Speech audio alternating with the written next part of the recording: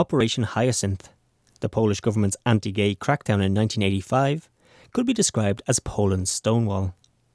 It was also the moment when Ryszard Kisiel launched Philo, the first gay zine in that part of Europe. I was a year old.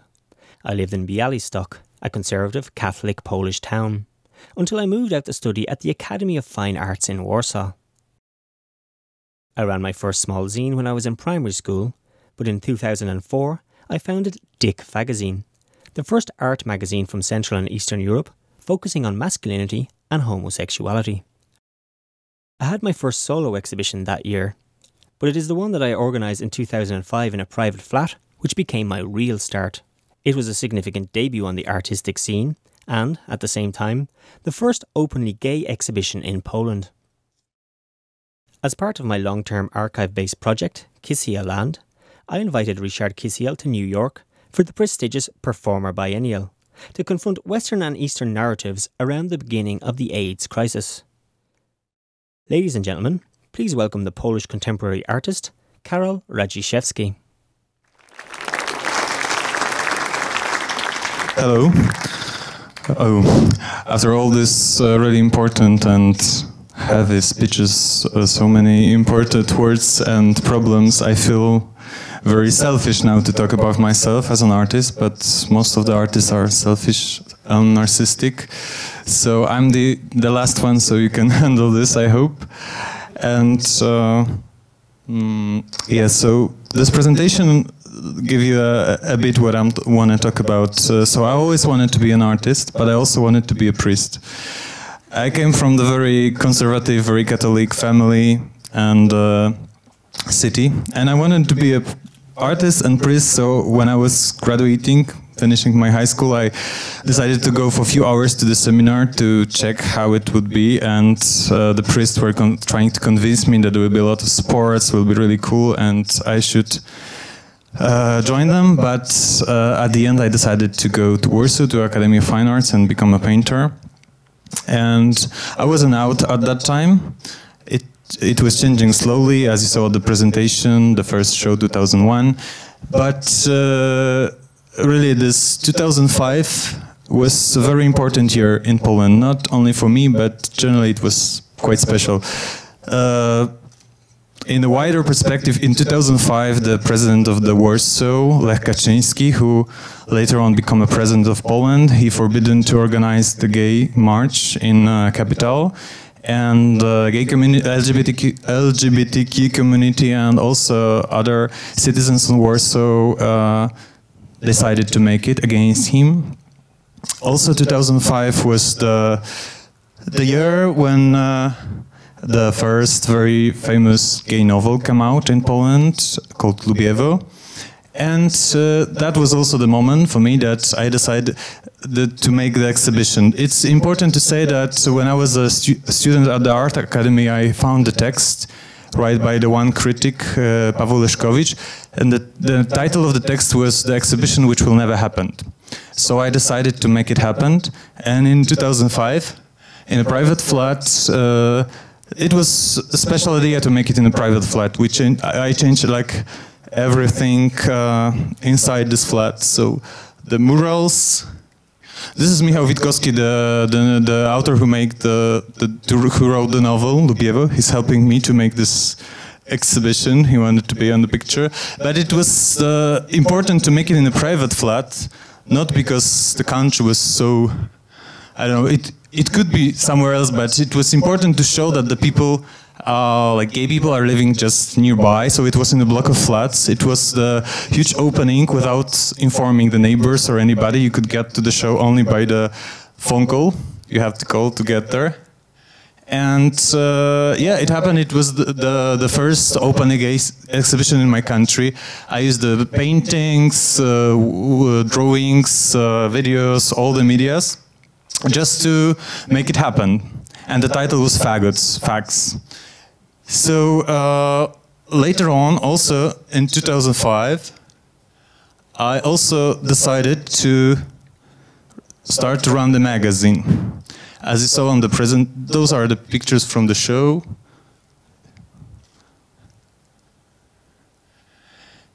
Oops. you see only 5% of this image, but there are like 8 covers of the Dick magazine. Dick magazine, I decided to run the art magazine, but I wanted to add some content which will be referring to sexuality, and everybody was afraid to work on this. So for the first issue, I have to ask the most famous straight photographer to make a gay session for the magazine, because everybody was so afraid. So it became even more conceptual how to imagine the gay session and explain it to the straight photographer and so on. The same was with the text. And then we started to covering the gay life in Poland. But slowly I become much more interested in the archives, the history, trying to find my roots, and I found it more political and more interesting to talk about the past in the whole region, Central and Eastern Europe, to prove also to my mother that to being gay it's not something invented in the West, which came in the 21st century, as she thought. So for the last 2 years, let's say, I was going deeper and deeper to the research. This is the cover of the last issue, which will be premiered tomorrow. It's all dedicated to Czechoslovakia, because I started to traveling to the Eastern European countries, trying to go to the archives, doing interviews, getting some informations about the people. And the previous issue was called Before 89, covering the whole region.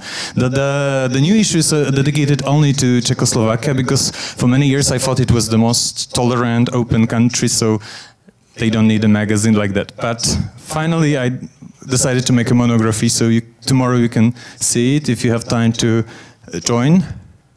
And I become more and more interested in archives. Here you can see, as on the first presentation, Philo magazine, the first gay zine which appeared in this region. And it was run by Richard Kisiel.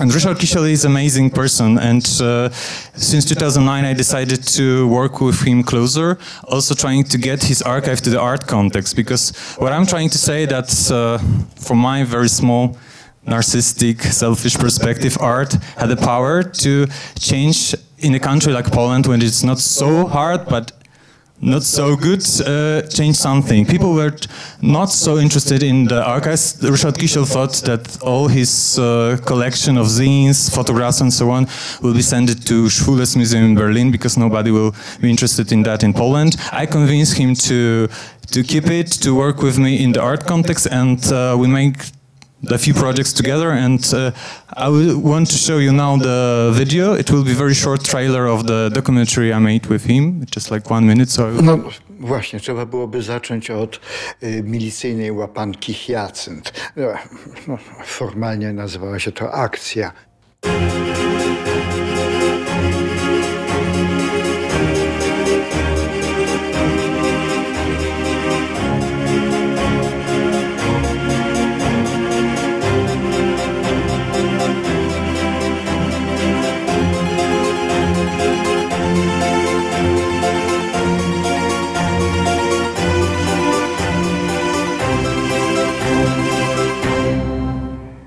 Jezu.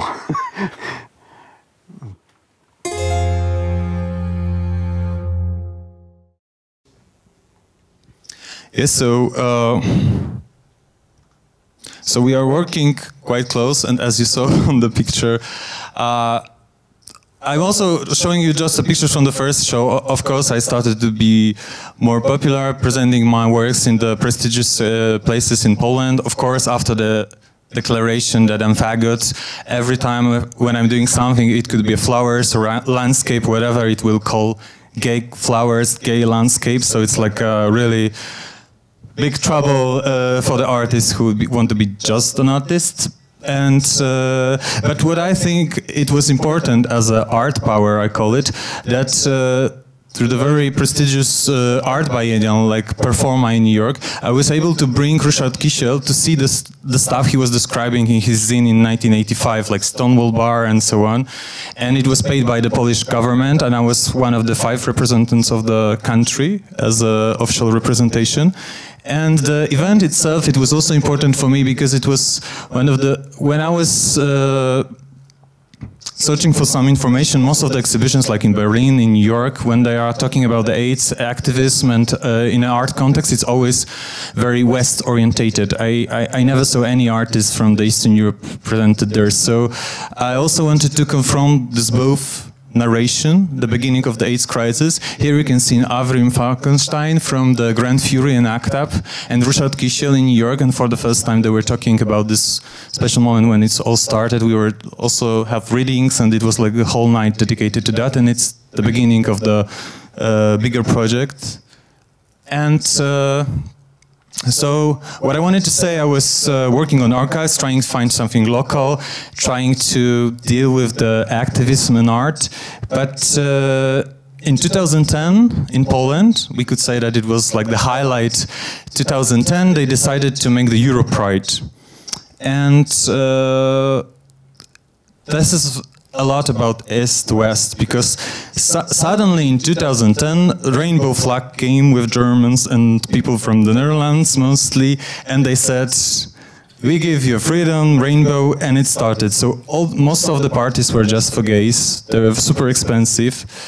There were no parties for the girls. There were only conference about the pink money, how to be nice to society, how to deal with the capitalism and convince the companies and so on and so on. Nothing about the culture, nothing about the local things. So with few of my friends, we meet in one room and we invite LGBT people from left to the right, like really hardcore left and hardcore right, if you can imagine.